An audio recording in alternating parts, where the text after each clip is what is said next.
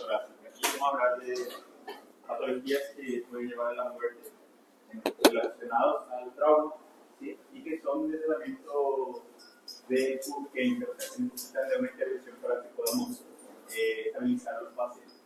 Bueno, cualquiera que sea el trauma que se genere sobre la caja torácica, tiene que ser un trauma que supere la capacidad de resistencia de las estructuras de nuestra pared, en este caso del tórax, de la pared torácica, músculo, piel, hueso, y que pueda llegar a afectar, en este caso, los órganos internos, como en este caso el mediastino, con el corazón, los grandes vasos, o en el caso de los pulmones, con sus pleuras correspondientes. Bueno, la mayoría de las veces la causa principal, en cualquiera que sea el tema que vamos a hablar sobre trauma, sigue siendo todavía los accidentes de tránsito, o sea, accidentes automovilísticos. Entre ellos también le siguen las caídas de grandes alturas, las agresiones físicas con objetos contundentes, piedras, palos, madera. También puede ser por objetos cortantes o punzantes como los proyectiles de arma de fuego o arma blanca, cuchillo y llaves de fenda, destornilladores, flechas, machetes, que se suele utilizar para producir agresiones. Bueno, cualquiera que sea el mecanismo, ¿verdad? Cualquiera que sea la causa del trauma, genera trastornos que pueden llevar a la muerte de esos pacientes, ¿verdad? A corto plazo, y nosotros tenemos que tratar de identificar mediante el análisis del trauma, ¿okay? Para tratar de hacer una terapéutica correcta. Bueno, vamos a dividir entonces, vamos a tener dos tipos de lesiones, aquellas ocasionadas por un objeto rojo, aquellas que son confusas, pueden lesionar tanto la pared como también los órganos internos. Por ejemplo, en accidentes de tránsito podemos tener múltiples fracturas, pero también podemos tener lesiones del parénquima pulmonar, lesiones del parénquima del miocardio, y eso puede llevar a la muerte de un paciente. ¿Okay? Entonces, tanto un trauma cerrado podemos tener lesiones de pared solamente o también lesiones de órganos internos. Así como también los traumas que se generan por objetos cortantes, en este caso arma blanca, por ejemplo, puede llegar a producir solamente una lesión sobre la superficie de la pared torácica, piel, la cutánea, incluso puede llegar a afectar músculos y puede llegar a ser grande la herida de unos 20 centímetros, pero si es que no llega a lesionar lo que sería la pleura de los pulmones o no ingresa hacia lo que sería la cavidad,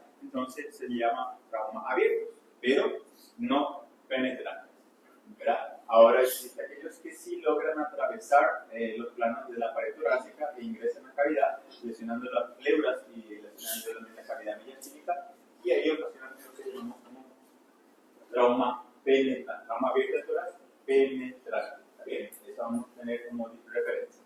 Y tenemos aquellos casos donde tenemos objetos que logran ingresar, no solamente ingresan, como también logran atravesar y salir de la caja torácica. Tienen entonces un orificio de entrada y tienen un orificio de salida. A eso se le llama perforantes, trauma abierto de tórax perforante, cuando llega a atravesar. Y esa lesión puede ocasionar lesión de una sola cavidad, como por ejemplo ser en un hemitórax y ocasionar allí hemorragias o neumo, o puede lesionar el hemitórax, por ejemplo, e ingresar hacia el abdomen. Tengo dos compartimientos, cavidad pleural y cavidad peritoneal.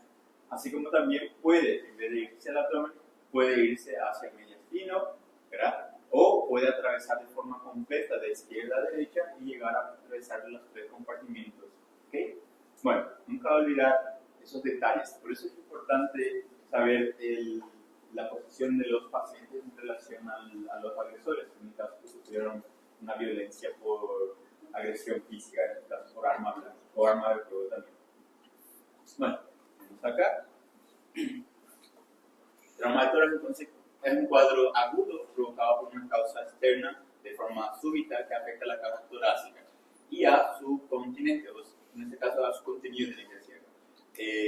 En este caso, el continente sería, la pared torácica, ¿ok? Continente, que contiene las estructuras del mediastino, de los pulmones, cavidad pleural. Y el contenido sería eso, el mediastino, los grandes vasos, los bronquios, la tráquea, la vena cava, conducto torácico, esófago, pulmones, pleuras, todo eso sería ya su contenido. ¿Okay? Bueno, puede ser de forma intencional, por una agresión física, ¿verdad? O autoinfligida, a veces el paciente se puede autoinfligir, se puede autodisparar, se puede cuchillar, o no intencional, de forma accidental. Puede ser por varias causas o varios tipos de mecanismos de lesión. Por ejemplo, las costillas por quemaduras por calor, térmicas, ¿verdad? O por frío, por congelación, también se puede producir quemaduras por congelación, también. Por sustancias cáusticas, ya sea sustancias ácidas o alcalinas que pueden llegar a quemar y penetrar la superficie de la pared torácica, incluso causar allí quemaduras graves, ¿verdad? Eso sería por sustancias cáusticas. También podemos tener lesiones por radiación, en este caso son lesiones físicas, pero por radiación, que generalmente afectan tanto la pared como también órganos internos. Bueno, veremos que el 15% de los accidentes va a, sea cual sea el accidente, sí o sí, 15% acostumbran tener un trauma de tórax, ya sea un trauma de pared o un trauma de órganos internos, ¿verdad? Y de esos pacientes, otra vez, el 20% de los traumatismos torácicos suelen ser con trastornos graves, en este caso con taponamiento, con contusiones cardíacas, con neumotórax o neumotórax hipertensivo que llevan a la muerte del paciente allí en el local del accidente, ¿verdad? O llegan al hospital y mueren en el hospital. El 70% de los traumatismos cerrados se originan en accidentes de tránsito. En el caso de los demás, como habíamos citado, puede ser por caída de altura, puede ser por derrumbe, cayó una muralla, cayó un portón encima y la aplastó y puede llegar a fracturar, sí, puede llegar a perforar. Golpes por agresiones físicas también pueden ser. Y las heridas penetrantes, en este caso representan el 60% de los traumas torácicos, pueden ser por arma blanca o por arma de fuego. En este caso, el 60%, la mitad son por arma de fuego y la mitad son por arma blanca, ¿okay? Por agresión física. Bueno, vamos a ir viendo aquí que, de acuerdo a la solución de continuidad, compáralos. Ustedes ven bien. Vamos a pararlos. Este lado. Mejor acá, ¿verdad? Si no van a dormir. Ahora pueden prender ahí. Van a dormir. Bueno, entonces, de acuerdo a si existe o no una herida en la piel de la caja torácica, si existe o no solución de continuidad de la piel, vamos a tener trauma abierto, aquí con una herida bien visible, ¿verdad? Y aquellas lesiones confusas donde hay signos evidentes de una lesión con equímesis o hematoma, ¿verdad? Que puede estar sobrelevado incluso, ¿verdad? Pero que no llega a tener una solución de continuidad, no tiene una herida abierta, ¿verdad? Pero no quiere significar que esto no sea grave, esto puede ser incluso más grave que esto. Acá aparece una herida enorme, posiblemente fue con un machete, ¿verdad? Un facón, ¿cómo dicen ustedes? Machete también se dice. Machado. Machado, yo creo que era ese para cortar leña. Pode ser também, não. Bueno, entonces, después tenemos, miren acá, es grande, tiene unos 20 a 25 centímetros o más incluso, en comparación a esto que no llegó a penetrar, pero esto puede ser limitado solamente a la piel y que tiene celular y músculos, cosa que si no llegó a penetrar, podemos lavar, anestesiar, suturar y mandarle a su casa de alta, pero en ese mismo día. Ahora, este paciente que está ahí más abajo puede tener, no se ve una herida penetrante, pero puede tener adentro múltiples fracturas de la pared costal, lo que pueden ocasionar allí un tórax inestable, un tórax plácido, que el paciente no va a lograr mantener una buena mecánica respiratoria, o incluso puede ser que los pulmones tengan allí una contusión, y el pulmón, una vez contundido, es como por ejemplo esta lesión acá, es una lesión contundente de pared, se ve equimosis, se ve lesiones eritematosas, hematomas. Bueno, lo mismo puede ocurrir dentro del pulmón. El pulmón puede tener microhemorragias, hematomas, donde esa hemorragia ocasiona sangrado a nivel de los alveolos, y el alveolo, cuando está totalmente colapsado por líquido hemorrágico o líquido inflamatorio, no sirve para intercambio de la hematosis, no sirve para intercambio de gas. Lo que genera que el paciente, por más que esté respirando, no llega oxígeno o sea, llega el oxígeno pero no ocurre el intercambio. Entonces el paciente le dice que no consigue respirar, pero no hay nada obstruyendo su vía aérea, simplemente no hay intercambio y eso es grave, puede matar a una persona. ¿Verdad? Incluso intubando a veces no se logra salvar a este paciente. Bueno, veremos. Los traumas cerrados generalmente pueden ser progresiones físicas, por objetos contundentes, accidentes de tránsito, como de motocicleta o vehicular, ¿verdad? Caídas de grandes alturas, puede ser también explosiones, también puede ser. Acá, los abiertos, están en igualdad, puede ser tanto por arma blanca como por arma de fuego. Cuando se refiere a trauma abierto, vamos a tener que pueden clasificarse en penetrantes, no penetrantes y perforantes. Habíamos citado que si tiene lesión de solución de continuidad de la pleura parietal e ingreso a cavidad, se le va a llamar penetrante. En este caso, tiene que lesionar la pleura parietal. ¿Okay? Ahí tenemos un trauma penetrante. Si la integridad de la pared, en este caso la pleura parietal, está intacta, no hay signos evidentes de que se lesionó o se abrió, entonces es un trauma abierto, no penetrante. Esto, abierto, pero si no llegó a penetrar, se puede ir de alta ese paciente. ¿Okay? Después tenemos aquellos que tienen esa característica de tener una puerta de entrada, un orificio de entrada y un orificio de salida. ¿Está bien? Por ejemplo, las flechas pueden llegar a atravesar proyectiles de arma de fuego, que es lo más común hoy en día, ¿verdad? Que tienen orificios de entrada y orificios de salida. Eso es importante porque ayuda a orientarnos el trayecto y del proyectil y saber qué órgano llegó a atravesar y lesionar o perforar. Bueno, entonces podemos tener traumas de pared, cuando no son penetrantes, solamente limitados a la pared, como trauma de partes blandas, piel, líquido celular subcutáneo, músculos, fascias. Fracturas de la pared, en este caso de costillas o del hueso esternón, pueden ser fracturas de la primera, segunda costilla, de la 11ª, 12ª o del externo. No deja de ser grave porque son huesos duros que si se fracturan pueden tener también lesión de órganos internos. Trauma del diafragma. El diafragma también forma parte de lo que sería la pared inferior de lo que sería nuestra pared torácica. Si ustedes se acuerdan con anatomía, es un núcleo que delimita la cavidad torácica y lo separa de lo que sería la cavidad abdominal. Si la presión o el impacto fue muy fuerte en un trauma cerrado, puede por aplastamiento, por ejemplo, hacer que las vísceras abdominales ingresen al tórax y ocasionar la muerte de este paciente, o viceversa, ¿verdad? Haber un estallido del diafragma. Los traumas endotorácicos, al decir esto, que son penetrantes, podemos tener aquellas lesiones como perforación del parénquima pulmonar, ¿verdad? En este caso pueden ser heridas lineales o pueden ser heridas desgarrantes por las fracturas de costillas, por ejemplo. Podemos tener compromiso pleural, podemos tener en este caso lesión a nivel del mediastino de grandes vasos, contusiones cardíacas, laceraciones, taponamiento cardíaco, bueno, en fin, lesiones de los órganos del mediastino, así como de las vías aéreas, de los bronquios principales derecho e izquierdo o a nivel de la tráquea. ¿Bien?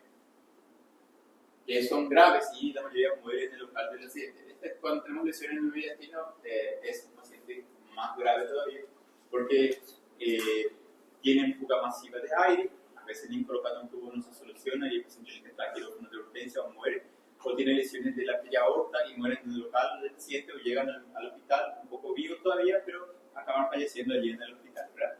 Bueno, traumatismos de la pared torácica pueden limitarse solamente a la pared. Acá tenemos lesión del lado derecho de este paciente, ¿sí? Aquí y aquí.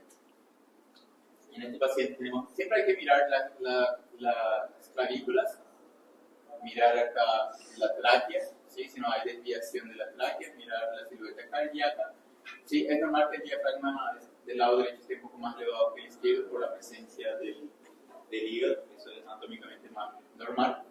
Bueno, siempre mirar la separación de los bordes mediales de lo que sería la escápula para ver que no nos confunda con un neumotórax. ¿Okay? Suelen confundir mucho la línea media de la escápula como un neumotórax. Entonces, siempre hay que mirar. ¿Cuál es el secreto? Es que cuando miren la escápula, acá por ejemplo se ve, acá todavía, termina aquí. ¿Sí? Viene y termina acá, no continúa hacia abajo. El neumotórax tiene que continuar. No es que va a venir hasta la mitad y va a parar y va a subir de nuevo. No, ese es el borde medial de la escala. Bueno, de las lesiones que pueden llevar a la muerte a corto plazo, se llaman también lesiones torácicas potencialmente fatales. Son aquellas que matan en minutos, ¿sí? o en horas de haber llegado al hospital. Entre ellos tenemos los neumotórax hipertensivos, también llamados neumotórax atensivos. Otro nombre, hipertensivo. Neumotórax abierto, que tienen una herida abierta en la pared torácica que permite la entrada. ¿Cuál es la diferencia entre el neumotórax abierto y el neumotórax atención? Por ejemplo, el neumotórax atención puede ser por tramo cerrado o por cuchillo, por ejemplo, o disparo. Bueno, ¿qué pasa? Se lesiona el parénquima del pulmón. Entonces, el aire que se acumula allá ingresa por la respiración y fuga a través de la herida de ese pulmón. O sea, es el aire acumulado ahí en la cavidad pleural que formó el neumotórax hipertensivo, es un aire que pasó por el proceso de la hematosis, del intercambio gasoso. ¿Entendieron? En el neumotórax abierto, la herida abierta permite la entrada directa de aquí a aquí, sin pasar por el proceso del intercambio gasoso. O sea, ese aire que se acumula allá no pasa por el proceso del intercambio gasoso. ¿Okay? Son diferentes la forma de producción del neumo. Pero los dos llevan a la muerte, ¿verdad? El mismo mecanismo. Neumotórax abierto, por ejemplo, vamos a poner que esta aquí, esta imagen, está penetrando dentro del cuerpo, ¿verdad? Bueno, ¿qué pasa? El paciente va a respirar y el aire va a penetrar no por acá, por acá. ¿Entiendes? Va a entrar por acá. Y ahí ese aire que entra aquí no participa por el proceso de oxigenación. ¿Está bien? ¿Entiendes? El aire que se acumula ya no entró por acá, entró por acá. ¿Está bien? Bueno, eso es el neumotórax abierto. Después tenemos lo que sería el hemotórax masivo, cuando hay hemorragias o sangrados dentro de la cavidad. Para considerarse masivo, tiene que ser un sangrado que sobrepasó o alcanzó los 1,5 litros. Si bien que hay artículos nuevos que dicen que si sale 1000 cc, si tenemos 1000 cc ya de hemotórax y el paciente está inestable, ya se considera un hemotórax masivo. ¿Está bien? Pero mientras no esté todavía bien percibido eso y todavía no se haga publicaciones, vamos a seguir con 1500. ¿Okay? Taponamiento cardíaco también. El taponamiento cardíaco es, en este caso, la sangre acumulada, pero no en la cavidad pleural, sino en la cavidad pericárdica, ahí dentro de lo que sería el pericardio, entre el pericardio y el corazón. Generalmente, ¿qué pasa? Se crea un mecanismo de obstrucción donde el corazón no consigue expandirse, se siente por el pericardio, y acá el corazón tiene que tener un espacio para poder hacer su relajación, su sístole, su relajación. Durante la relajación es lo que la sangre entra al corazón. Ahora, ¿qué pasa si el pericardio está comprimiendo por la sangre, está comprimiendo el corazón? Entonces el corazón no consigue expandirse en su totalidad, entra poca sangre al corazón y entonces el paciente tiene una hemodinamia grave. ¿Okay? Después yo les voy a explicar cada uno de ellos de forma individual. El otro que puede llevar a la muerte del paciente son las múltiples fracturas costales, pero no cualquier fractura costal. Tenemos que tener una fractura en doble arco. Si ustedes se acuerdan de las costillas, ¿sí? Las costillas tenían curvaturas de enrollamiento, ¿verdad?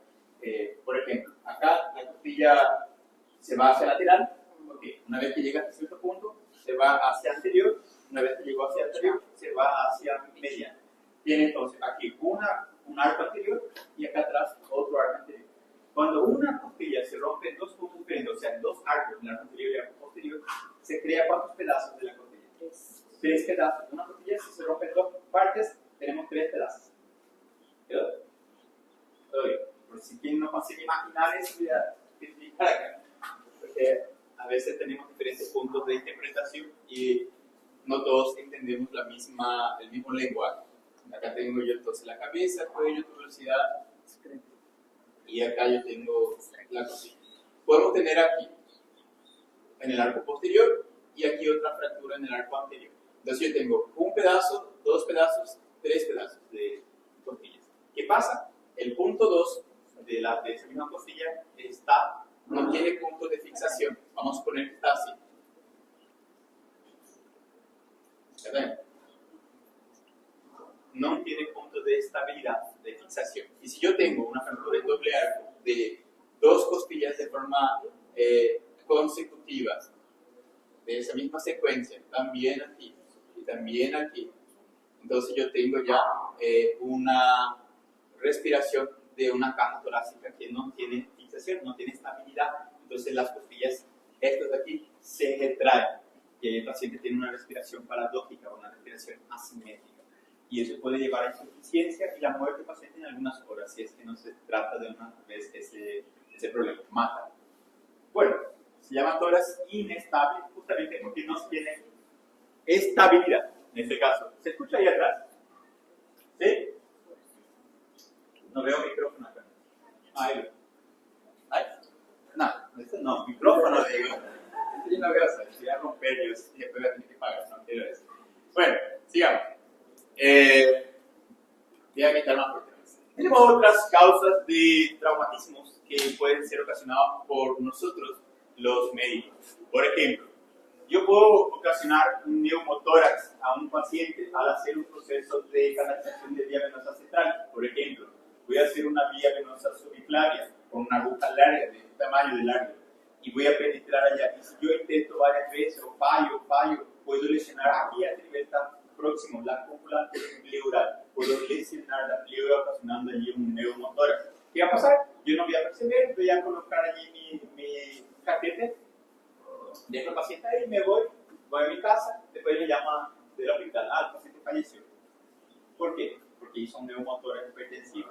Nadie descubrió, ¿verdad? O si no te llaman todavía, el paciente vivo, el paciente está con mala mecánica respiratoria y se le suerte volver al hospital y le colocamos tubo de drenaje pleural, ¿verdad? Ahí el paciente va a preguntar, ¿por qué me pusieron ese tubo de drenaje pleural? Porque depende del procedimiento, ¿verdad? Y nadie va a decir eso. Por eso, antes de hacer un procedimiento invasivo, hay que decir, mira, tiene sus complicaciones, hay sus riesgos, vamos a intentar. Si no intentamos, va a ser peor. Y si intentamos y da cierto, va a ser mejor. Pero puede fallar, entonces tiene que estar de acuerdo con estas fallas, tiene que estar de acuerdo. ¿Está bien?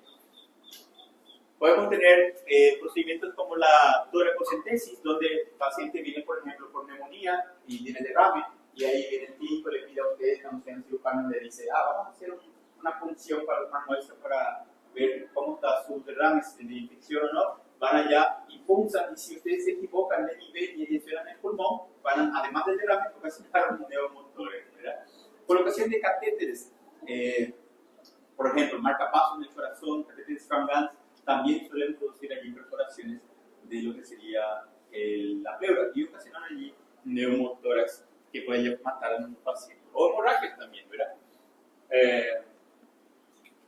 Ya, de todas esas lesiones que vamos a ver aquí en un trauma de accidente, de tránsito, vamos a tener aquellas lesiones que son raras, poco frecuentes, aquellas que siempre se ven la mayoría de las veces en un trauma cerrado o un trauma abierto, y aquellos que tienen una frecuencia intermedia, ¿verdad? Se puede agrupar de esa forma. Por suerte, las más frecuentes son el sangrado, hemotórax, aire, neumotórax o mixto. Puede tener un paciente que tiene el mismo lado sangrado con un neumotórax, que representa el 95% de los casos. Pueden tener lesiones del parénquima pulmonar y fracturas que siempre va a haber. Ok, son los frecuentes. Esto da para tratar, da para suturar, da para colocar un tubo, da para salvar la vida del paciente. Después tenemos los de frecuencia intermedia, no son tan frecuentes, por suerte, ¿verdad? Tenemos, por ejemplo, una respiración paradójica que hay en tórax inestable, ese es quirúrgico, hay que operar, es grave. Lesiones o heridas cardiopericárdicas con perforación de lo que sería el pericardio y taponamiento y perforación del ventrículo, de la aurícula, de los grandes vasos, que son muy graves, ¿verdad? Y difíciles de salvar. La mayoría mueren en el local del accidente o los que llegan vivos, la mitad sobrevive y la otra mitad puede fallecer en el hospital. Y los que son raros, por ejemplo, es raro ver una fractura del esternón. Si ven fractura del esternón, pensar también que puede haber lesión en el corazón, porque para romper el hueso esternón significa que el impacto fue muy fuerte. Entonces, eso puede indicar que adentro hay contusiones del mediastino, del corazón, de los pulmones. Fracturas de la escápula y de la primera costilla también. No sé si acá está, pero acá está. Primera costilla, fracturas de la clavícula también. Indican que el trauma o el impacto fue muy fuerte, pero son difíciles de verse, ¿verdad? Que no es tan común ver estas fracturas. Bueno, lesiones de lo que sería la tráquea y los bronquios también, por suerte son raros, porque cuando viene un neumo, generalmente es por lesión del pulmón. Ahora, si viene un neumo y ustedes tocaron el tubo y no se solucionó, el paciente sigue teniendo mala mecánica respiratoria y cuando ustedes van a hacer la radiografía sigue un neumo enorme, significa que la perforación es mayor de lo que la capacidad del tubo pueda drenar. Entonces, solo hay una explicación, lesión bronquial o traqueal.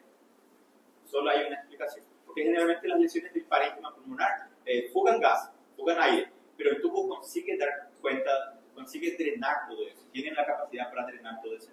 Pero cuando es una presión de aire que entra ahí muy grande y que supera la capacidad del tubo de drenar, es porque es un bronquio o es la tráquea que se haya lesionado. ¿Está bien? Entonces son gravísimas, el paciente muere.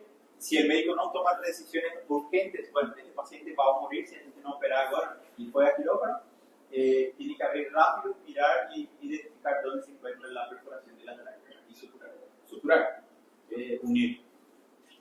Bueno, vamos a ver entonces. De las patologías frecuentes tenemos, o podemos agruparlas en patologías que ocupan el espacio pleural, como neumotórax, neumo y hemotórax.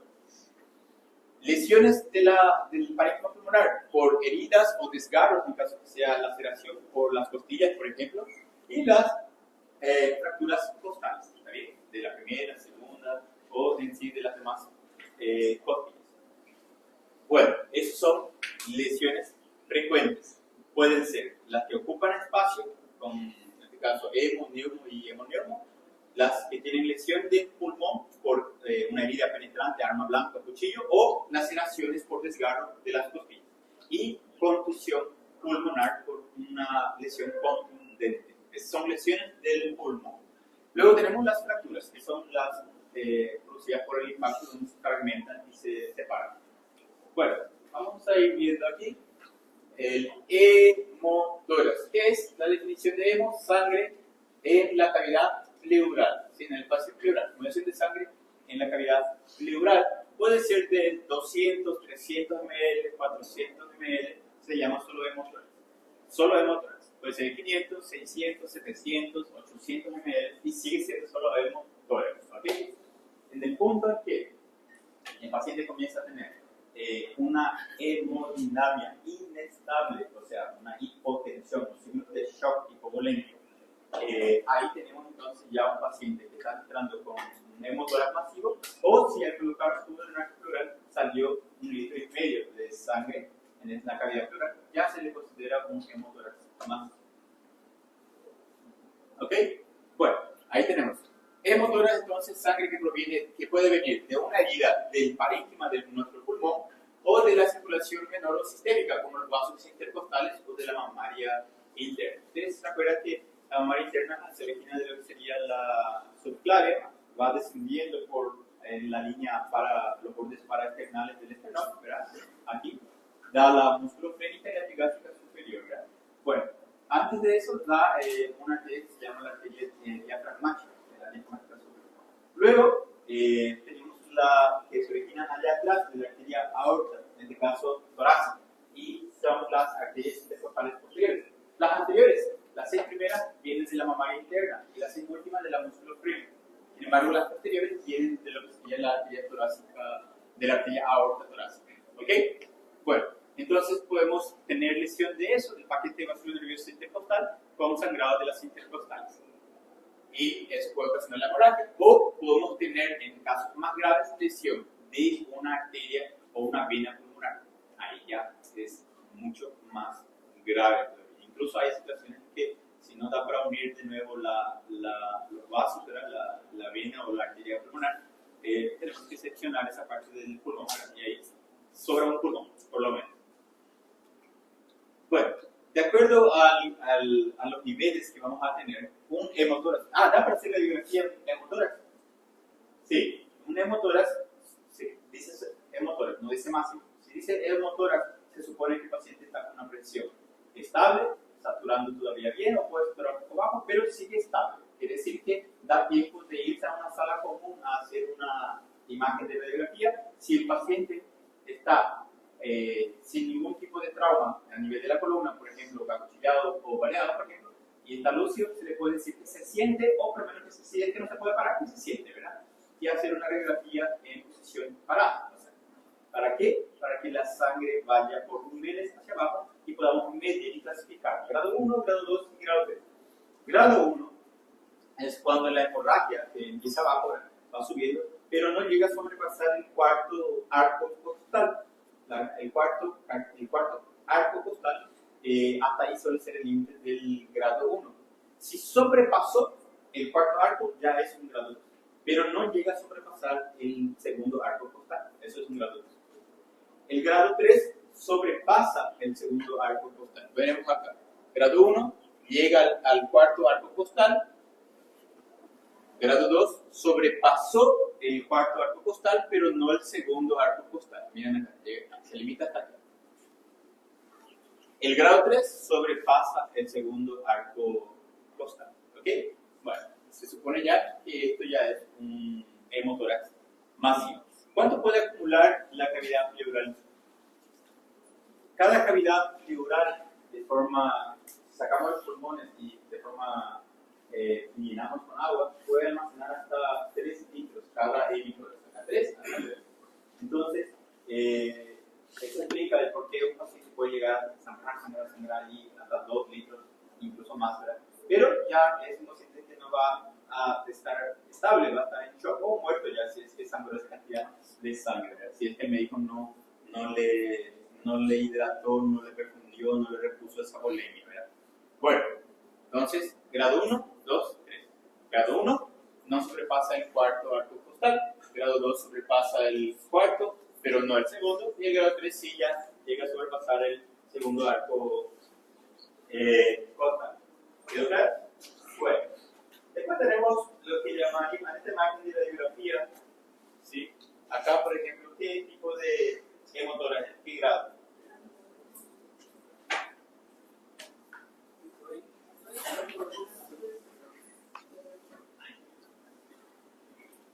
Este es un grado 2. Grado 2. Hemotórax grado 2. Este lado también, pero aquí ya se ve que se le puso algo. ¿Qué es? Un tubo de drenaje pleural. Ya está instalado. Miren que llega hasta acá el tubo. Está muy metido ya. Muy metido. No hay problema. Es solamente el paciente que siente algo allá adentro que le molesta un poco, pero va a mejorar y va a absorber todo este hemotórax. ¿Ok? Bueno, colocación. ¿Cuál es el tratamiento entonces? Imagínense, ¿cómo va a estar un paciente que está sangrando? Taquicárdico, taquipneico, la presión puede hipotensar un poco, ¿verdad? Ustedes van a hidratar. Entonces, ¿qué vamos a hacer? Vamos a hidratar, analgesia para el dolor, puede estar con una cierta dificultad para respirar, entonces podemos dar suplementos de oxígeno por las vías aéreas, ¿verdad? Para ayudar a ese paciente. Cubrir con antibióticos porque vamos a tener una penetración con el tubo, ¿verdad? De forma profiláctica. ¿Ok?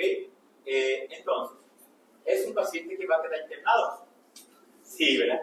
¿O podemos mandarle con un tubo en su casa? No. Se ve que ya hubo casos así, ¿verdad? Que el paciente escapó del hospital con su tubo, ¿verdad? Ya tuve un paciente que le pusimos un tubo, tranquilo, salimos así, volví, no estábamos. Se decidió dar alta, salió por la calle con un tubo, incluso salió en foto, ¿verdad? Salió en foto de paciente, sale en la calle con un tubo, ¿verdad? Volvió, ¿por qué? Porque el tubo salió, ¿verdad? Él arrancó, y ahí tuvo de nuevo dificultad para respirar, volvió y volvimos a colocarlo. Loco, cada loco que hay. Bueno, entonces, ¿qué vamos a hacer? Asegurar vía aérea, o sea, oxígeno, vamos a darle oxígeno con un alto flujo de oxígeno, aliviar el dolor, analgesia, ketorolac o diclofenac, o incluso tramadol si es necesario. Analgesia, antibiótico profiláctico para que ese líquido no se infecte y no se vuelva pus, no se vuelva un epiema. ¿Okay? Vamos a hacer un control seriado, que sí, por día, de radiografía para ver si está mejorando los niveles de suelos del hemotórax, cuantificar la cantidad de líquido que sale por el tubo. El tubo no solamente sirve para drenar, sino que también podemos tener un valor de referencia para decidir si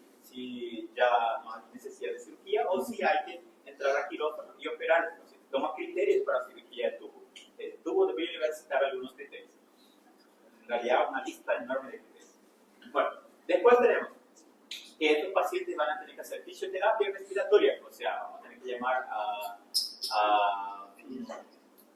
kinesiólogo que le va a hacer ejercicio respiratorio, donde puede tener ahí un aparato que se llama Triflot. Es un aparato que tiene que soplar y hacer subir las pelotitas y mantener por un largo tiempo, y eso hace que tenga mayor expansión en su pulmón. ¿Para qué eso? Para que al expandir el pulmón y expandir el pulmón vaya empujando la sangre, todo lo que sobra de la sangre tenemos horas y salga por el tubo. ¿Está bien?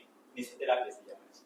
¿Está bien? Es una fisioterapia. Y se le puede hacer la pulmoterapia también en la espalda. Eso ayuda a liberar, por ejemplo, un paciente con lesión de parénquima puede toser sangre, sí, porque puede sangrar hacia los bronquios y ese paciente expulsa en forma de hemoptisis, o sea, tos con sangre.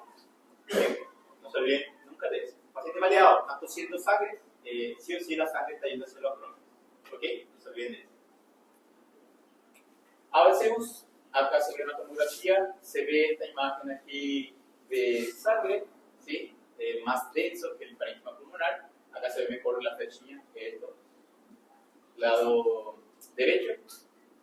Acá se ve más, esto ya es más retenido, porque acá se ve diferencias de densidad. Eso ya es un coágulo, ya hay diferencias de densidad. Miren que acá no es la misma densidad que acá. Pero acá es menos denso, acá un poco más denso. Es decir que la sangre está coagulada. Y ahí si pasa eso, cirugía de nuevo, porque coágulos no va a salir más por el tubo. Coágulos ya no salen por el tubo. Si pasa eso, hay que abrir, operar, lavar y expirar. Simplemente. Ahora tenemos que evitar poniendo tubo para que no llegue a coagularse. Bueno, hemotórax masivo, aquí ya se considera cuando tenemos aproximadamente 1,5 litros de sangre en la cavidad torácica, recordando que cada hemotórax puede almacenar hasta 3 litros de sangre, pero si un paciente llega a almacenar 3 litros en cada lado, ya no está vivo. Nunca esperen tener 3 litros, ¿está bien? No esperen, no van a tener paciente vivo. Se caracteriza porque hay una descompensación hemodinámica, va a estar hipotenso, pálido, taquipneico, taquicardia, incluso dependiendo de la cantidad de sangre perdido. Yo puedo simplemente por el nivel de conciencia del paciente saber cuánto perdió de sangre. Sí, hay los grados de shock hemorrágico. Sirve también para acá, los grados de shock hemorrágico. Por ejemplo, un paciente que sangró 750 ml va a estar ansioso, levemente ansioso, va a estar así preocupado, exactamente.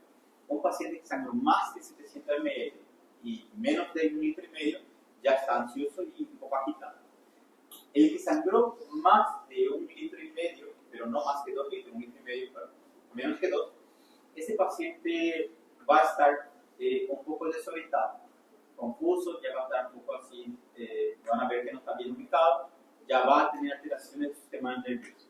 Y si sangró más de 2 litros, el paciente ya va a estar obnubilado, ya va a estar sonoliento, ya va a estar solo emitiendo sonido, inconsciente prácticamente, y ahí ya van a tener que intubar a ese paciente grave. Bueno, entonces por el nivel de conciencia se puede suponer un valor estimativo de cuánto sangró, sí se puede, ¿ok? Bueno, síntomas. Ansioso, ¿verdad? Puede estar confuso dependiendo del grado de hemorragia, ¿verdad? Taquipneico, va a tener hipotensión arterial. Detalle, si le vamos a percutir en el área donde se encuentra el hemotórax, vamos a hacer una percusión y vamos a comparar con el lado opuesto. Vamos a ver matidez, que es por niveles, y después más arriba, sonoridad conservada. ¿Está bien? Entonces vamos a tener matidez, que es por niveles. Si agarramos un estetoscopio, ponemos acá, vamos a escuchar murmullo vesicular. Si ponemos acá, ausencia de murmullo vesicular. No vamos a tener ruidos audibles por el estetoscopio. Entonces, también es un dato importante. El diagnóstico de un hemotórax masivo es radiológico, no, es clínico. O sea, no van a llevar al paciente a radiografía, ya no es más un paciente estable. No van a tener tiempo de eso, van a tener que permitir y depender de la situación. Si está mate, no tiene ruidos y está hipotensando y sufrió un trauma de tórax, es lógico asumir que es un hemotórax masivo. ¿Oye? No se olviden de eso. Bueno, avanzamos. aquí está entonces hipotensión arterial, más acidez, disminución de los niveles respiratorios. Dice, ¿con quién hay que diferenciar un neumotórax masivo con un neumotórax hipertensivo? ¿Por qué? ¿Por qué? Porque el neumotórax hipertensivo también da hipotensión arterial. Hipotensión arterial. Pero no es sangre. Es aire. ¿Y cómo da para diferenciar? Simplemente percutiendo. Si no es sangre y es aire, va a ser pánico. Pánico. Y otro detalle. La presión es tanta que hay ingurgitación yugular. Y calibrosa las venas del cuello. Sin embargo, en un neumotórax está perdiendo 1,5 litros de sangre o más incluso. ¿Cómo va a estar la pena? Colapsadas, aplanadas. Esa es la diferencia clínica que tienen esos dos. ¿Está bien? No se olviden. Bueno, temas de examen, un punto, diferencia, 3 diferencias entre hemo y neumotórax. Na questão dos grados ali, para considerar tipo, um neumotórax nascido inferior ao grado 3. Sí, grado 3. Grado 3. Acá se ve un grado 3. Un grado 3, no se olviden. Acá tenés colapsado, totalmente colapsado. Bueno, manejo. ¿Qué hacer con un neumotórax masivo? Oxígeno por mascarilla o asegurar la vía aérea si en el caso está con un Glasgow totalmente alterado, intubar al paciente. Acuérdense, Glasgow menor que 9, intubar. Y el paciente puede tener un Glasgow bajo si es que está con un shock hipovolémico. Sí, puede tener. Entonces, en algunos casos tenemos que intubar y mandar grandes concentraciones de oxígeno. O, si está lúcido, bueno, soporte de oxígeno con mascarilla y mandarle oxígeno. ¿Ok? Doble vía venosa periférica. Siempre mandar sueros. Está lo bien, pero ¿cómo tiene que estar el suero? Aquecido, tibio, morno, tibio. Tiene que ser. Temperatura de 37 a 40 grados. No puede ser menos que eso, porque el paciente ya está perdiendo calor por la hemorragia. Si le transmitimos suero a temperatura así normal, va a tener una hipotermia y va a agravar más todavía, va a generar un metabolismo anaerobio. Entonces, evitar la hipotermia. Y es muy importante eso. La mayoría se olvida de ese detalle. ¿Está bien? Yo todos los días veo eso. Y la mayoría siempre está ya con un suero. Yo llego a veces a las 7 de mi guardia y está mi colega con un trauma y yo veo al paciente así, temblando. El aire debajo del paciente, suelo, temperatura ambiente, el paciente ya con un trauma. No se debe de hacer eso. Se debe de priorizar el estado del paciente en vez de nuestra comunidad. Eso es algo que yo siempre digo. Yo llegué allá, lo primero que hice frente a mi colega es, dice, cambia el suelo. No sirve el suelo, cambia tibio. Los suelos los iniciamos. ¿Por qué? Porque tienen que ir a crecer. Me gusta hacer trabajo ahí. No importa. Andás a calentar el suelo. Apagar el aire. Está calor, doctor, no importa. Apagar el aire. O manta, cubrir al paciente. Y si está con ropa mojada, sacar toda la ropa mojada. También hay que desvestir al paciente y puedes colocar una manta, ¿verdad? Llegó la vez pasada, estaba lloviendo del pie, pero se llovió, ¿verdad? Con un ahí que sufrió un trauma, llegó una rodillada. Estaba jugando fútbol y la pelota se fue aquí, ¿verdad? A este nivel de la cintura y el inteligente en vez de chutar se fue a cabecear a esta altura, ¿verdad? Y ahí viene su amigo y ¡pum! Rodillada, ¿verdad? Rodillada. Vino con un trauma, el maxilar entró hacia adentro, fractura de base de cráneo, con un mapache, un trauma encefálico, ¿verdad? Y el paciente estaba totalmente mojado, temblando de frío y su ropa encharcada. Desmentirle, le dije a su mamá, trae su ropa, cubrirle, apagamos el aire, suelo tibio, ahí mejoró el ahí, que empezó a sentirse mejor. Totalmente se nota la diferencia si usted hace bien las cosas, se nota. Bueno, transfusiones con glóbulos rojos concentrados, sí, amerita. La mayoría de las veces un neumotórax masivo para granular de shock. Y ustedes saben muy bien que ya es un neumotórax, no tienen duda de que es un neumotórax. ¿Cuándo van a hacer la doble vía venosa periférica? Ya decía la enfermera, dicen vamos a sacar unas muestras de sangre, tipificación sanguínea, un hemograma para ver cómo está la hemoglobina y un coagulograma. Eso es básico, protocolar. Si es mujer, ¿verdad? Beta HCG, pero eso es por seguridad. Bueno, y en eso, a veces el resultado puede tardar 1 o 2 horas. Depende de dónde se hizo, ¿verdad? 1 o 2 horas. Incluso puede que no tengan laboratorio en su hospital, tienen que irse en el privado y a veces están sin familiares. En esos casos van a esperar paciente hipotensando, buen día, después. ¿Van a esperar? No, van a transfundir. Paciente que está con poca sangre, vamos a dejar sangre libre. Sí, natural sangre, sí o sí. Porque si llegó a hipotensar y sabe que es una motora, va a seguir sacando, hay que transfundir a este paciente. ¿Está bien? Bueno, instalen el tubo de drenaje pleural, el procedimiento se llama toracostomía. Y si al colocar el tubo sigue saliendo sangre, salió más de 1500, toracotomía si es necesario. Ahí yo le voy a decir algunos criterios, ¿ok? Vamos a ir anotando. Bueno, acá está el procedimiento. Se le hace primero, antes de eso, claro, una asepsia, ¿verdad? Del campo, ¿verdad? El paciente tiene que estar con el brazo siempre, no sé si ya le expliqué eso la vez pasada, ¿no? Bueno, cuando vamos a poner un tubo, las costillas, si se hacen así y solamente mueven acá el brazo así y quieren poner el tubo, entren a bala. Las costillas están cerradas. ¿Se acuerdan que el borde inferior de las costillas es borde afiado, de tipo fino? Entonces, entren con un guante y hagan eso contra las costillas. Van a romper el guante primero y ahí van a contaminar su dedo con sangre del paciente. Y si tienen cutículas heridas en las uñas, las chicas, los chicos pueden tener allí enfermedades que pueden pasar. O si no, lastimarse su propio dedo allí con los huesos. Y créanme, yo ya intenté en mi época cuando yo estaba aprendiendo, tenía dificultad. Y porque alguna cosa estaba haciendo mal, ¿verdad? Y siempre era posición de playera. Al hacer esto, las costillas se abren. Si yo bajo, las costillas se cierran. Así. ¿Está bien? Entonces, al hacer posición de playero, se abre y ahí entra mi dedo sin hacer ningún esfuerzo, sin tener ahí dificultad o lastimarme la uña o el dedo. ¿Ok? No se olviden de esas maniobras. Anestesia local.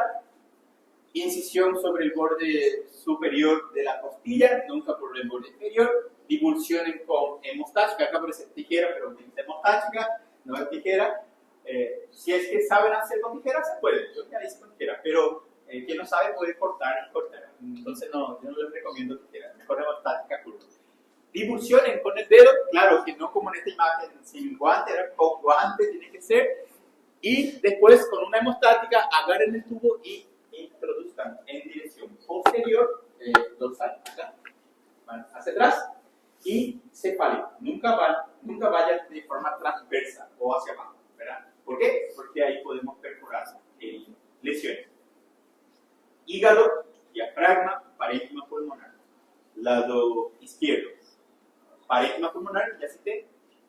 Vértice del corazón, diafragma, estómago, vasos. ¿Ok? Son complicaciones que podemos llegar a tener. Bueno, yo no voy a parar a andar vuelta, así que mejor entrar a la calle pasada. ¿Ya se mata? Sí.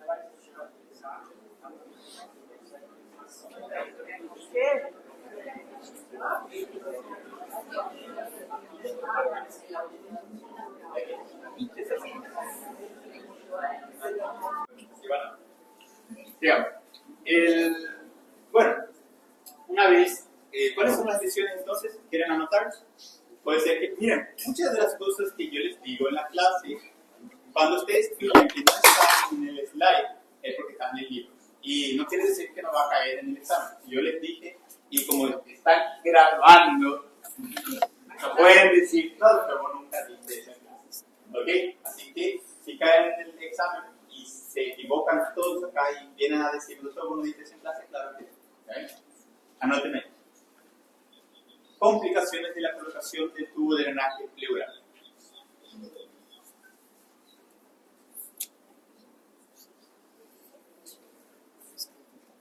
¿Ya? Lesión hepática.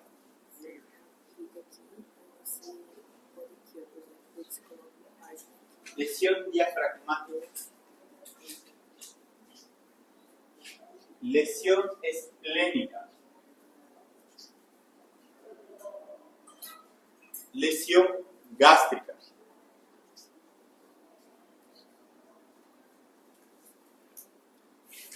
¿Ya? Lesión cardiopericárdica.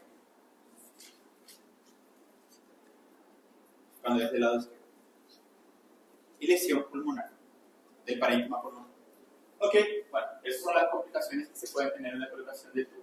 Complicaciones agudas, porque después hay crónicas donde se infecta la herida, donde se pone el tubo de forma errónea y se coloca en otro tercer espacio, ¿verdad? Mala instalación del tubo. Yo ya les dije que había recibido algunos pacientes que operamos así. ¿Se acuerdan del paciente que fue baleado? Y le pusieron un tubo en Hernandarias y le enviaron a médicas y por el tubo salía bilis, líquido verdoso, ¿verdad? Líquido verdoso, ¿verdad?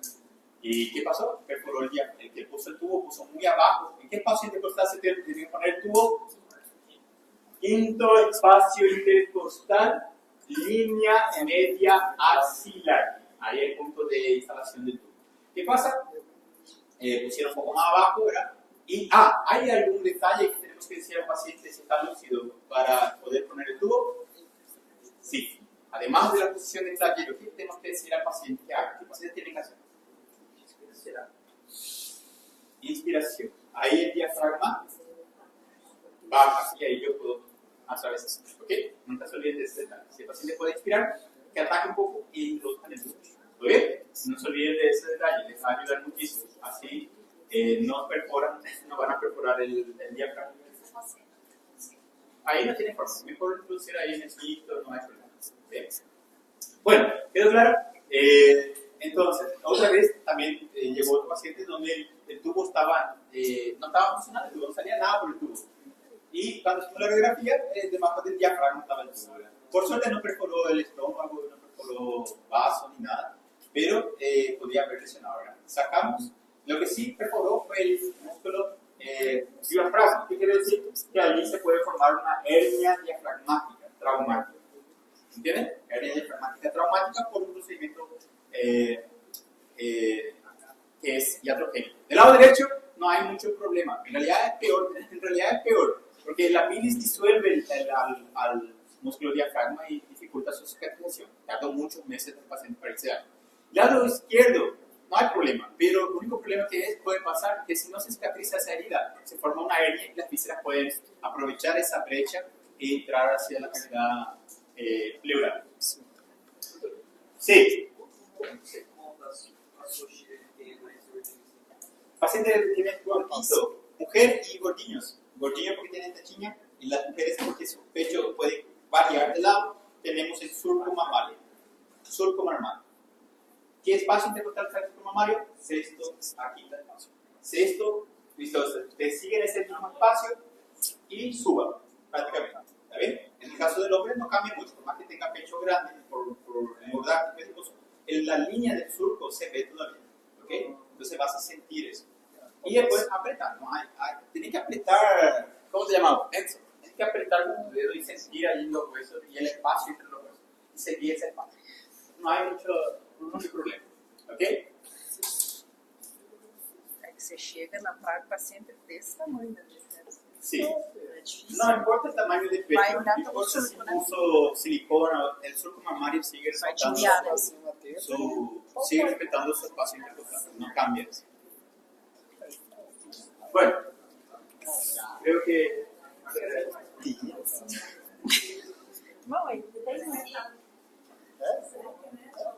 Depois do monjar, acabou. Era...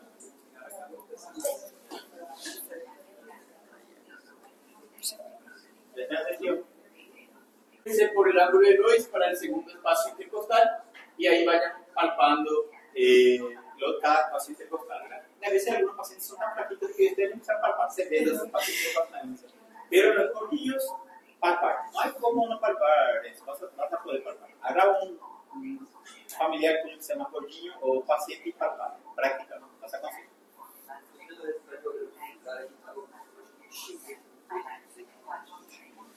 Aquí, ángulo de Lois, segundo espacio, después va palpando. Generalmente en el hombre, la tetilla, el mamilo, está en el cuarto espacio intercostal.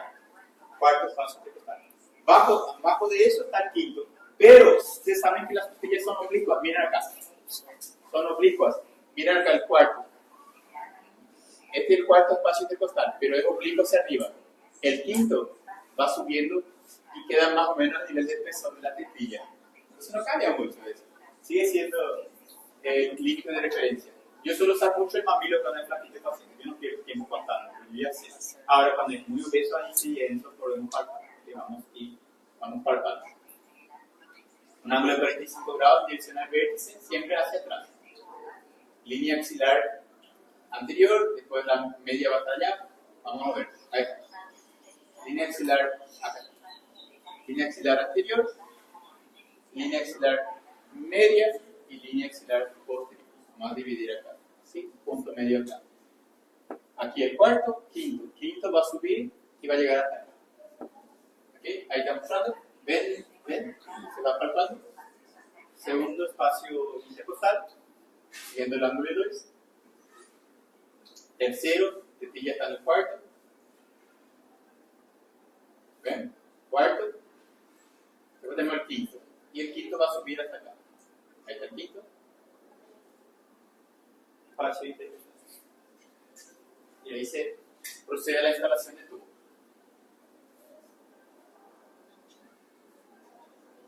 Claro que se hace una. Miren el brazo del paciente en posición de playero, detalle, ¿verdad?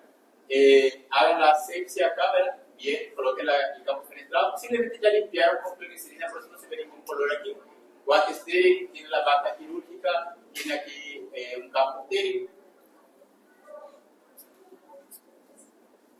Se hace la excisión con la lidocaína. De esa forma no, ¿verdad? De allá atravesó la cabeza, pero bueno, entendieron. Hágase la anestesia con la lidocaína. Eso es lo importante. Siempre vayan. Un consejo mío. Siempre cuando vayan, choquen en el hueso. Yo siempre busco el quinto espacio y voy en la costilla de abajo del quinto espacio. Choco con mi aguja o con mi hemostática, choco, siento el metal tocando en el hueso y ahí voy raspando y subiendo y ahí penetra. Ahí yo sé que estoy en el borde superior. ¿Está bien? Para no lesionar el paquete vascular nervioso. ¿Se acuerdan? Ven arteria del nervio, a las bolas van. Esas bolas van. La energía liminal de las bolas van. Se aleja de la vena femoral, arteria femoral, nervio femoral. Ahí. Van a hacer una incisión de 2 centímetros, lo suficiente para que puedan introducir el dedo de ustedes. Ahí. Y se hace la divulsión. Ahí ella tiene prácticamente 2 guantes, está colocando 2 guantes sobre su mano. Mejor para evitar que se perfore, a veces se rompe el vaso. Pero ahí está haciendo trampa.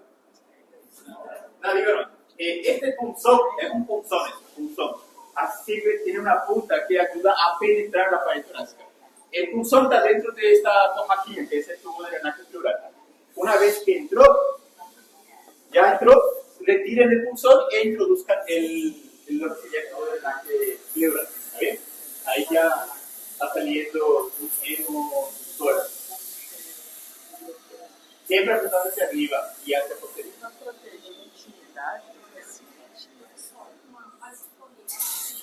Ahora creen que pueden colocar el tubo en el diafragma del hígado. ¿Creen ahora que se puede perforar? ¿Vieron la punta de eso? Si no saben colocar eso, perforar. Nossa, acho que até aprender isso aí deve dar uns errinhos assim. ¿Cuál es el? Sí, no, es categoría. Van a entrar. Lesiones. Hepática, diafragmática y del parénquico. Lo que podemos llegar a tener del lado derecho. ¿Está bien? Lado izquierdo. Vaso, estómago e hígado, además del parénquima y del diafragma, ¿ok? Las lesiones que podemos llegar a tener. Entonces un tubo puede entrar y atravesar esa cavidad. Sí, puede. Bueno, entonces el médico tiene que estar preparado para solucionar estas complicaciones, ¿ok?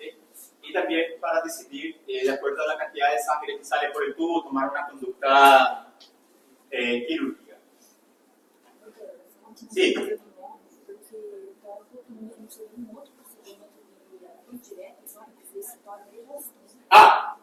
El nombre acá. Toracotomía es abrir el tórax. Abrir tórax. toracotomía mínima se le dice toracostomía. O sea, agreguen una S aquí entre el O y la T, costomía, y significa colocar tubo de drenaje pleural. Ahí ya no es abrir el tórax, sino que poner el tubo. ¿Entendieron eso? O sea, Se le llama una mini toracotomía porque se le abre un pequeño corte acá y se coloca el tubo. ¿Ok? Pero se llama toracostomía. ¿Entendieron la diferencia? ¿Hay diferencia entre laparostomía y laparotomía? Sí. También. Laparotomía, abrimos, operamos, pero después se cierra. Laparostomía, abrimos y dejamos todo. Abrimos. ¿Ahí? Bueno.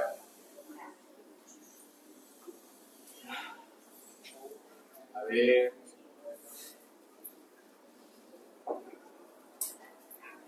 Bueno, te voy a dar un intervalo de 20 minutos. Y un trauma cerrado. Son dos cosas diferentes. Tengo un paciente que tiene una lesión por arma de fuego y el otro que sufrió un accidente de tránsito, ¿verdad? Bueno, este paciente que sufrió un trauma de accidente de tránsito tuvo un sangrado de 1000. Y este paciente que tuvo un trauma penetrante por arma de fuego también tuvo un sangrado de 1000 a la colocación del tubo de drenaje pleural. Los dos pacientes tienen un tubo, los dos pacientes tuvieron 1000. La conducta es diferente en ellos. Cuando yo voy a aplicar una toracotomía a la colocación del tubo de drenaje pleural en un trauma penetrante, y cuando voy a considerar una toracotomía a la colocación del tubo de drenaje pleural en un trauma cerrado. Uno de ellos yo voy a operar. Cuando se trata de trauma abierto, penetrante, y tiene un débito de más de 1000, ¿trauma cerrado? No. Trauma cerrado, esperamos más. Para considerar una toracotomía en trauma cerrado, tiene que tener un sangrado al colocar el tubo de más de 1500. Quantificado? ¿Ah? Quantificado já não há. Bueno, Quantificado en el tubo. 24. Al colocar el tubo. Então, quantificado ao colocar o tubo ali, né? Daí você vai trocando o recipiente que é de 500. Bueno, ese es el tema de examen.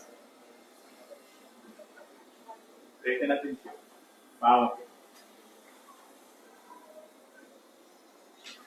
Si al colocar el tubo no salió 1000, salió 700 ml.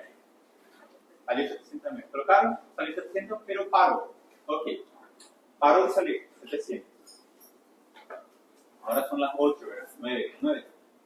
Y sacamos este frasco y volvemos a colocar de nuevo uno de cero, ¿no? Iniciando de nuevo. Si a partir de ahí, durante 3 horas seguidas, y por cada hora, si yo tengo un valor de más de 200 ml de sangre saliendo por hora, y eso se vuelve a repetir en la siguiente hora y en la siguiente hora, durante 3 horas tiene que ser. Si por cada hora sale más de 200 ml, ¿qué quiere decir más de 200? Más de 200, pues 210, 250, 280, 300, no importa. Si sale más de 200 por hora y sigue saliendo, entonces podrá consumir. ¿Ok? Vuelvo a repetir. Entonces hay 3 criterios importantes aquí. Trauma abierto de tórax con débito de más de 1000 cc de hemotórax, toracotomía. Trauma cerrado de tórax con débito de más de 1500 cc, toracotomía.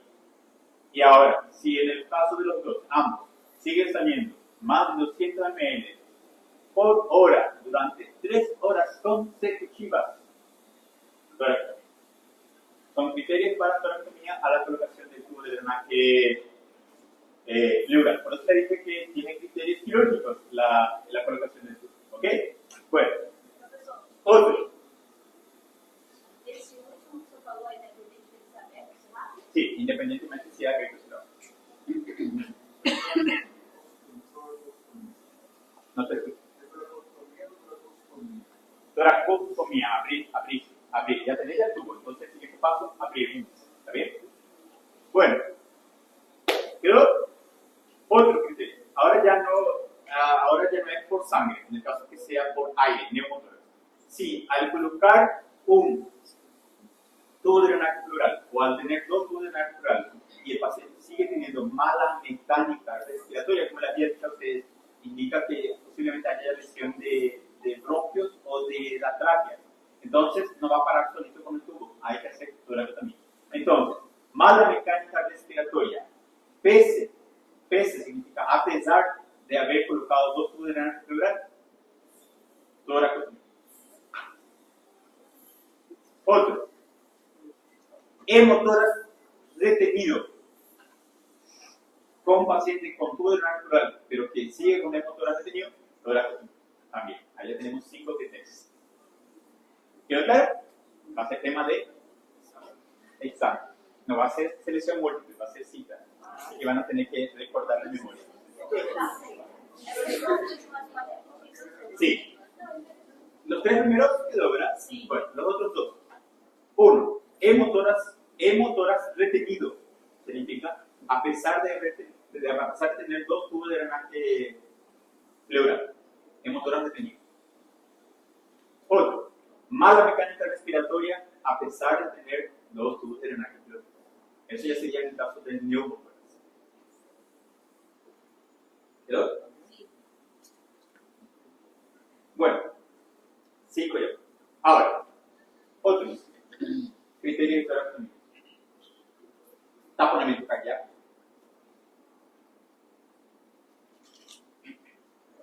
Embolia gaseosa, embolia aire en las coronarias, embolia gaseosa, donde entra aire ahí en lo que sería las venas o las arterias coronarias. Lesión traqueal o bronquial, confirmada por broncoscopía. Lesión traqueal o bronquial, confirmada por broncoscopía, por método de endoscopía. ¿Ok? Otro. Lesión esofágica. Una laceración o lesión del esófago requiere de sutura cirúrgica. ¿Se entiende eso? Bueno, vamos a ver acá. Drenaje de tramo penetrante de más de 1000 toracotomía.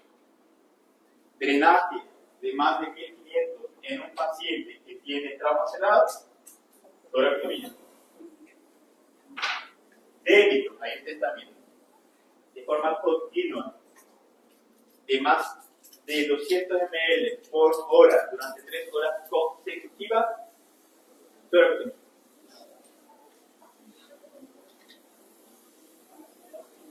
Sí.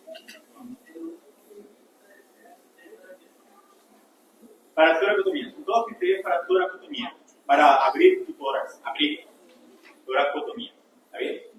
Bueno, hemotórax retenido, a pesar de haber colocado ya 2 tubos de toracostomía, que era el tubo de drenaje pleural.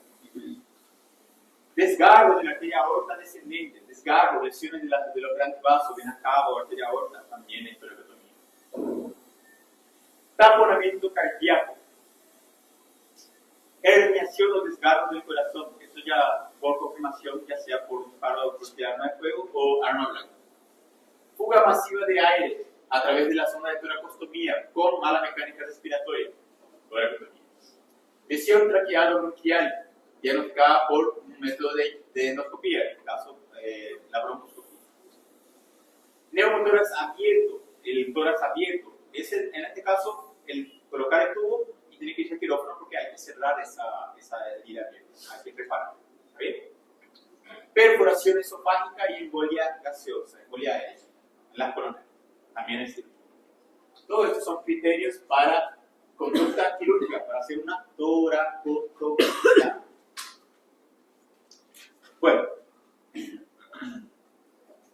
¿quedó claro eso? Bueno, ahora hay algunos, esos son detalles de pacientes que llegaron vivos, estables todavía en el hospital y que se les hizo procedimientos de drenaje o se hizo algún método de estudio que se confirmó la lesión. Ahora, ¿cuándo vamos a hacer una toracotomía de emergencia en la sala de urgencia?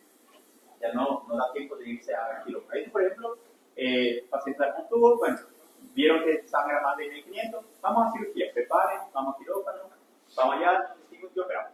Da tiempo de hacer todo este proceso de preparación. Sin embargo, llegan pacientes que no hay tiempo de hacer esto y tenemos que ya hacer una toracotomía ahí mismo en las salas de urgencia, con lo que ustedes quieren abrir y hacer masaje cardíaco. Bueno, sería toracotomía de emergencia en las salas de urgencia. ¿Cuándo se hace esto? Por ejemplo, trauma penetrante en el torso frente al tórax, torso, con reanimación cardiopulmonar de menos de 15 minutos. Podemos hacer ahí la toracotomía, abrir precardio, masaje cardíaco y irnos a quirófano así mismo para operar al paciente. ¿Ok? Menos de 15 minutos. Trauma cerrado de tórax. Con reanimación cardiopulmonar de menos de 10 minutos. ¿Qué quiere decir eso? Que en el local del accidente o durante el trayecto tuvo paro. Y ahí el paramédico o en el caso del quien está haciendo la reanimación, viene diciendo, estamos haciendo la reanimación ya hace unos 10 minutos. Si no pasó de 10 minutos, toracotomía. Trauma penetrante de cuello. Con reanimación cardiopulmonar de menos de 5 minutos, se puede intentar. Aunque yo ya vi la mayoría de mujeres ahí en el local, no hay muchas cosas que hacer. Pero hay casos donde si hay todo en un hospital se puede mantener vivo al paciente. Vamos a suponer hay un cirujano vascular todo junto, un cirujano cardiovascular, hay banco de sangre, hay terapia, hay ningún paciente entrante directo, ahí se puede ver. Pero generalmente tiene más problemas. Bueno, repito, trauma penetrante en región cervical, en cuello, con reanimación cardiopulmonar de menos de 5 minutos, todavía se puede intentar hacer ahí en la sala de emergencia, ¿verdad? Ok. ¿Sí? Bueno, otro. Taponamiento cardíaco con presión arterial sistólica por debajo de 60 para abajo, o sea, en realidad debajo de 70, sería 60 para abajo. 60 milímetros de mercurio, la presión arterial sistólica en un paciente tiene 60, 50, 40 para abajo y tiene ya confirmaciones de taponamiento o signos de taponamiento cardíaco, toracotomía de emergencia. Ahí, abrimos y masaje, rápido. ¿Quedó? Politrauma, en este caso con shock hemorrágico, paciente con hemodinamia inestable, shock hemorrágico, con hemorragia masiva, toracotomía, si es que la presión arterial está por debajo de 60. ¿Ok? Se puede intentar. Si la presión está por debajo de 70, sería 60 para abajo, todo de 60 para abajo. Al decir 70 para abajo significa 60. 60, 50, 55, 40, 45, no sé, pero aquí de 60. ¿Está bien? Sería toracotomía de emergencia. Se hace ahí en la sala de urgencia mismo. No hay tiempo de llevar a quirófano. ¿Se acuerdan del caso de aquella amiga que era enfermera que descubrió que su novio era gay y que se autoinfligió el disparo? Não, conta aí não.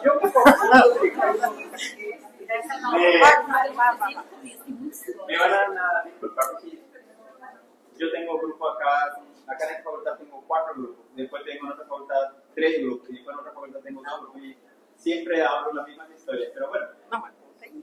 Tenía una amiga enfermera, tenía en aquella época, estoy diciendo de esa época de hace 8 años atrás, ya eso, 8 o 9 años atrás. Yo todavía hace 8 años atrás era un residente, y ella era mi amiga, una enfermera, ¿verdad? Era estudiante, en realidad estaba a punto de recibirse, ¿verdad? Tenía su novio y dice que una vez le pilló a su novio con un hombre. Ahí pilló que su novio era bi. Y le pilló, ¿verdad? Le subió traición, ¿verdad? A un hombre. O sea, ya era doloroso ser descifrada por una mujer y más había estado por un hombre. Ella agarró el revólver de su mamá, y encontró su pieza haciendo 15 autoinflictos disparos así, en el segundo espacio, en el cuarto espacio de su auto. linda ella era. Ella era esas chicas de modelo, de aparecer en capas de revista o de usar bikini, bueno, bien vanidosa ella. Y su mamá le encontró, sufrió el disparo y le encontró a su hija en el piso, era ya inconsciente. Entonces, rápido le llevaron. Por suerte, su vecino era, cerquita había un bombero, donde ella vivía en kilómetro 8. Y le llevaron al hospital. Llegó ella, todavía tenía pulso, estaba así desorientada, ¿verdad? Y yo estaba de guardia, era la 11, la medianoche, ya casi de 10 tarde ya. Y llegó ahí, le empezamos a oxigenar rápido, ¿verdad? Yo era el residente y ella todavía hablaba. Yo le pregunté, ¿qué te pasó? No le reconocí un poco porque las mujeres están sin maquillaje parecen otras personas. Y todavía tan pálidas y sin hinchadas, porque cuando hay un shock se dematiza, hay trabajación de líquido. Estaba todo hinchado, entonces no le reconocí. Y yo soy de esos que cuando una persona se intenta suicidar le doy una bronca. ¿Por qué hiciste eso? ¿Por no pensar en tu familia? ¿Qué loca sobra? En fin, ella me dice, Elías, para de retarme, me dice ella. Y yo le digo, ¿cómo sabe mi nombre, verdad? Y soy yo, me dijo su nombre, ¿verdad? Soledad. Y bueno, le miro así, bueno, me asustó un poco porque era una amiga, ¿verdad? Entonces, bueno, de repente empezó a dormir y ya no respondía, y ya no hubo caso, paró su corazón. Ahí mismo tuvimos que abrir ahí mismo en las salas de urgencias. Había una lámina de bisturí, guantes de procedimiento, no fue ni guantes, no hubo tiempo de hacer la sección, fuerte, carne. Y arriba cortamos el pericardio, masaje.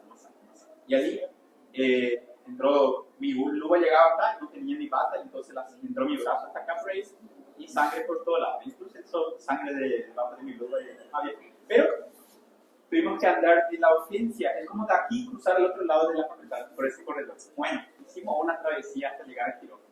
Entramos al quirófano, así como yo estaba, era ropa de la urgencia. Entramos, no hubo caso, no hubo que con la mamá ya en el masaje. Estaba el doctor Cárdenas, el doctor Aguirre, que en esa época eran mis superiores, y me dijeron, rápido, quitaron todo al paciente, ya se le incubó transfusión sanguínea al mismo momento, se le estaba yendo ya sangre, doble vía venosa periférica, bueno, en fin, se le hicieron todo un equipo quirúrgico, me pintaron también todo el brazo, y salgo yo, entra el doctor Cárdenas, yo me salgo, y no me voy a perder eso, me fui, me lavé, me vestí, entré de nuevo en la cirugía. Y después, ¿cómo le conoces? Sí, es una amiga, se autoinfligió un paro, así escuché, entonces, fue un intento de suicidio, ¿ok? Entonces entré, abrimos, y ahí ya encontramos una lesión puntiforme en el ventrículo derecho, tiraba sangre, fuerte. Sí, nos manchó todo de sangre. Y después me dice Cárdenas cuando dice, Elías, ¿ya futuraste el corazón de una persona? Todavía, ya era redondo incluso, ¿verdad? Pero no de todas las veces que aparece una lesión cardíaca. Entonces, no le dije al doctor, no, todavía. ¿Quieres suturar? Sí. Bueno, ¿qué vamos a comer hoy? ¿Qué vamos a comer hoy? Churrasco, carne, pizza, lo que sea. No, lo que sea, yo pago. Ok, entramos y suturar el corazón. El corazón no para, gente, no es como suturar un músculo del corazón, está latiendo. Tiene que suturar en ese intervalo. Y por suerte paró de sangrar, cerramos el pericardio, colocamos un drenaje en el pericardio, 2 tubos de drenaje pleural en una cavidad en el octavo a noveno espacio intercostal. ¿Por qué? Porque ahí yo ya estaba dentro de todo, entonces podía ver dónde colocaba el tubo, sin dentro de que aparece esta altura. Ahí se puede poner abajo, ¿está bien? Ahí sí se permite. Ahora si está cerrado, no, solo quita el espacio intercostal. Pusimos el tubo, se fue a terapia, 2 semanas, salió y estaba bien viva, sacamos el tubo de drenaje pleural, se fue alta. Hoy, hace 8 años, está trabajando ahí en el hospital, en el mismo lugar donde se operó de su lesión. Está trabajando ahí. Llegó una cicatriz enorme de aquí, y como no encontramos la bala, tuvimos que abrir su abdomen, porque la bala puede ricochetear por las costillas y irse hacia abajo, perforar estómago, perforar hígado, perforar intestino, y eso no podíamos quedar en esa duda porque ella era una paciente grave. Tuvimos que abrir su abdomen. Abrimos, no encontramos nunca la bala. Y su intestino intacto. Cerramos de nuevo, Se fue a terapia, quedó con un trazo enorme acá, su ombligo un poco hacia allá, su cicatriz enorme. Y la bala, nunca encontramos la bala. Este año vine de ella y me dice, me dolía un poco en la espalda. Se hizo una radiografía hace un mes, por ahí me dijo eso, hace un mes. Hablo todavía con ella. Y tiene la bala ya en la región de los músculos prevertebrales, aquí en la región posterior. Ahí. Su cuerpo va a expulsar eso con el tiempo y después vamos a abrir la piel y sacar la bala. No hay problema. Las cicatrices se hizo una cirugía, lo que hicimos fue sacar la cicatriz anterior, lo saqué porque era enorme, y después hicimos una sutura intradérmica, y quedó solo una línea así, y se nota, y acá tenemos una línea nada más. Y se hizo una flor acá y una flor acá. Quedó impecable, quedó lindo. Está viva, está haciendo academia, todavía está ahí. E arrumou outro. Está por está viajando, estaba por España. Está bom, né? Superou, né? Un novio chico, que estaba por España. Bueno, está viva. Com certeza. Neumotórax. Neumotórax es la acumulación de aire en el espacio pleural. Generalmente se pueden ver aperturas de los huesos, ¿verdad? O lesión pulmonar, ya sea por laceración de las costillas, ¿verdad? Lo que puede llevar a tanto aire en la cavidad pleural en forma de neumo, y también puede dar signos como tos con sangre, hemóstasis. Formas de presentación. Hay tres formas de neumotórax. Uno es el normotensivo, que se llama neumotórax simples, que puede tener grado 1, grado 2 y grado 3. Neumotórax hipertensivo, también conocido como neumotórax a tensión, que es cuando el mismo neumotórax simple puede convertirse en un neumotórax hipertensivo. ¿Sí? Cuando un neumotórax simple pasa a convertirse en neumotórax hipertensivo. No, los dos son cúmulos de aire. Mas pelo acúmulo de ar maior, massivo, bem maior. No. Claro que va a ser mayor, pero no es por eso. Cuando un normotensivo pasa a ser hipertensivo, en el momento que este paciente empieza a tener hipotensión arterial, ya se puede llamar hipertensivo. Pero ¿por qué se dice hipertensivo si da hipotensión arterial? Les explico cada uno. Aquí, la hipertensión ocurre dentro de la cavidad pleural. Es presión torácica, no es lo mismo que presión de las arterias, es otra cosa. Entonces, la hipertensión en la cavidad pleural puede desviar el intestino, doblar la vena cava inferior y superior y disminuir el retorno venoso al corazón. Eso hace que la presión arterial disminuya. Entonces, es medio gracioso que el neumotórax hipertensivo genere hipotensión arterial. ¿Ok? Esa es la diferencia. Entonces, si alguien le pregunta a ustedes, ¿cuál es la diferencia entre un neumotórax de un neumotórax hipertensivo? Es que a partir de que el paciente empieza a tener alteración hemodinámica y hipotensión arterial, ya se puede considerar neumotórax. Porque el neumotórax tiene el simples normotensivo tiene grados, que son grado 1, grado 2 y grado 3. No importa, va aumentando de presión, pero cuando no da hipotensión sigue siendo un neumotórax. ¿Entienden eso? Bueno, ¿cuándo será grado 1? Cuando el neumotórax, que sería esto, el neumotórax, sería el aire, donde la pleura visceral del pulmón o el borde lateral del pulmón está lateral en relación a una línea imaginaria que vamos a trazar en la línea media clavicular. Acá yo tengo mi línea media clavicular que pasa casi al nivel de la tetilla.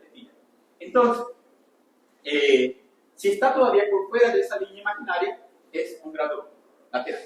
Ahora, conforme vaya creciendo el neumo, acá creció un poco más, ven que el pulmón ya llega sobre la línea media clavicular. Ahí es grado 2. Ahora, cuando crece más todavía y el pulmón ya está por dentro, medial a esa línea, por dentro, más hacia adentro, ahí ya es un grado 3. ¿Ok? Entonces, el neumotórax simple tiene grado 1, 2 y 3, de acuerdo al neumo. Cuando está por fuera de la línea media clavicular, 1. Sobre la línea, 2. Y por dentro de la línea, 3. También les voy a preguntar eso. ¿Ok? Gracias. En el momento que en el grado 3 ya empieza el paciente a tener hipotensión, ahí se convierte en el neumotórax hipertensivo. ¿Ok? En el momento. Por eso les dije que no siempre va a ser porque hay más aire. Porque cualquiera uno de esto es mayor que esto, entonces no es un límite de referencia. ¿Se entiende? Esto es mayor que esto, pero en el momento que da hipotensión, ahí tenemos un neumotórax hipertensivo. neumotoras hipertensivo, cíclico, ¿verdad? ¿Qué va a pasar con el corazón? Es desviado. La vena cava comprimida. El retorno venoso a la aurícula derecha cae. La sangre que entra es menor, entonces el corazón bombea menor cantidad de sangre, o sea, hay disminución del gasto cardíaco, lo que genera caída de la presión arterial. Tenemos hipotensión arterial.